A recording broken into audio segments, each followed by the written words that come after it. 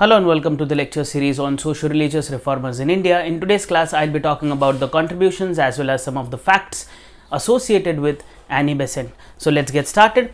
As far as the birth year and death year is concerned, the birth year is 1847 and the death year is 1933. The first important fact associated with Annie Besant is that she was regarded as the champion of human freedom.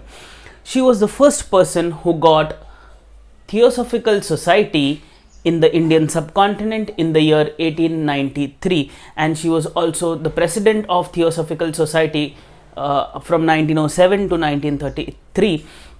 Furthermore, let us have a background of what Theosophical Society was. So, Theosophical Society actually was formulated in the United States of America to propagate liberal ideas, and it was Madame Blavatsky who introduced the Theosophical Society or the idea of the same in the Indian subcontinent in 1882. Thereafter, it was under the leadership of Annie Besant in India.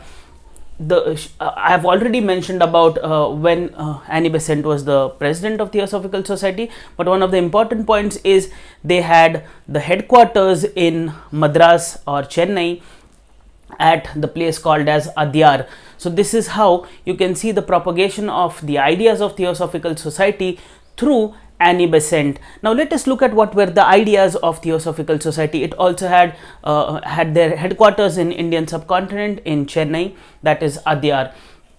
Now the ideas associated with Theosophical Society, as I have already pointed out, were liberal ideas, and this society, the Theosophical Society, propagated the idea of universal brotherhood, and they also denounced the ideas of distinction on the basis of color, caste and creed. So this is an important idea or the important base on which the Theosophical Society was formed, and the same was propagated in the Indian subcontinent through Annie Besant in India. It was not Annie Besant who got it in India, it was Madame Blavatsky who introduced the Theosophical Society, which was established in the US in New York in the year 1882 in the Indian subcontinent. So you have to make sure that you read properly if at all such questions are asked in UPSC or in any other exam per se.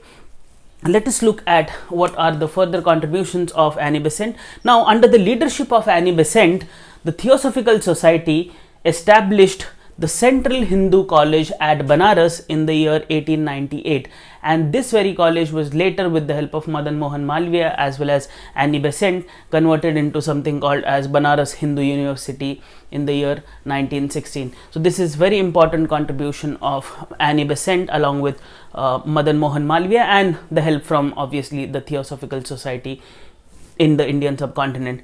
Thereafter, she joined the Indian National Congress during the 1914-15, and she demanded for self-rule or Swaraj sort of movement in the Indian subcontinent. So this is her idea which was propagated for the first time, which is self-rule. This has come from the Irish self-rule movement. So she was inspired by the Irish self-rule movement as well. Furthermore, along with Bal Gangadhar Tilak, to propagate the idea of self-help or self-rule, to be very precise, she along with Bal Gangadhar Tilak started the Home Rule movement in the year 1916.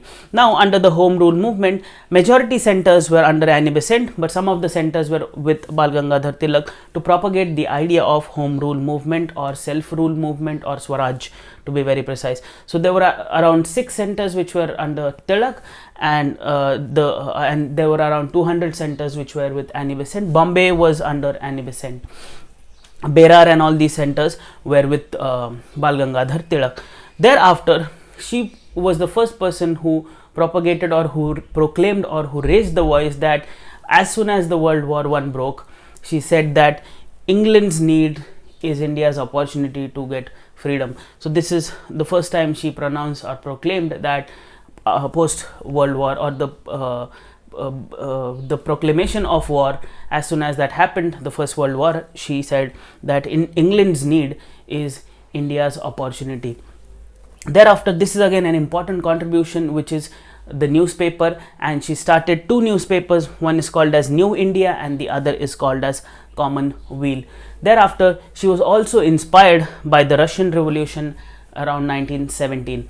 So these are some of the facts as well as contributions associated with Annie Besant. Some of them are really very important because they have reflected in numerous central government as well as state government exams, and you have to make sure that you read them carefully when they reflect in the papers. So I hope you like the idea of the contributions as well as facts associated with one of the important personalities in the socio-religious reform movement in India, which is none other than Annie Besant. So please stay tuned. Thank you.